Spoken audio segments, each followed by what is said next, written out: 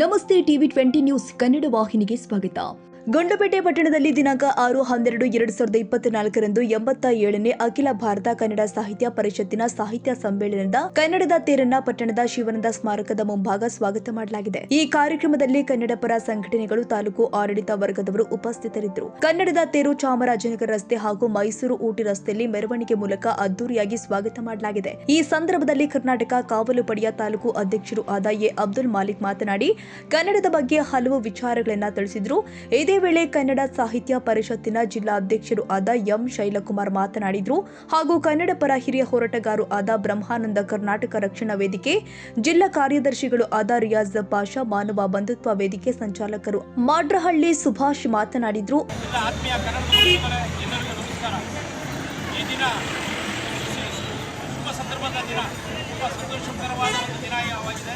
ಅಗಿನ 87ನೇ ಅಖಿಲ ಭಾರತ ಸಾಹಿತ್ಯ ಸಮ್ಮೇಳನದ ಒಂದು ಕನ್ನಡದ ತೇರು ಇವತ್ತು ಗುಂಡ್ಲುಪೇಟೆಗೆ ಬಂದಿರೋದು ತುಂಬ ಸಂತೋಷಕರವಾದ ವಿಚಾರ.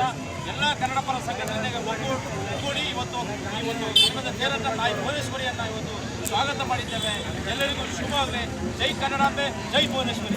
ಇದೇ ವೇಳೆ ತಾಲೂಕು ಕಾರ್ಯದರ್ಶಿಗಳು ಆದ ಎಸ್ ಮುಬಾರಕ್, ಗೌರವಾಧ್ಯಕ್ಷರು ಆದ ರಾಮೇಗೌಡ, ಟೌನ್ ಉಪಾಧ್ಯಕ್ಷರು ಆದ ಸಾದಿಕ್ ಪಾಷಾ, ಸಂಚಾಲಕರು ಆದ ಮಿಮಿಕ್ರಿ ರಾಜು, ರವಿಕುಮಾರ್ ಸೇರಿ ಮತ್ತಿತರರು ಹಾಜರಿದ್ದರು.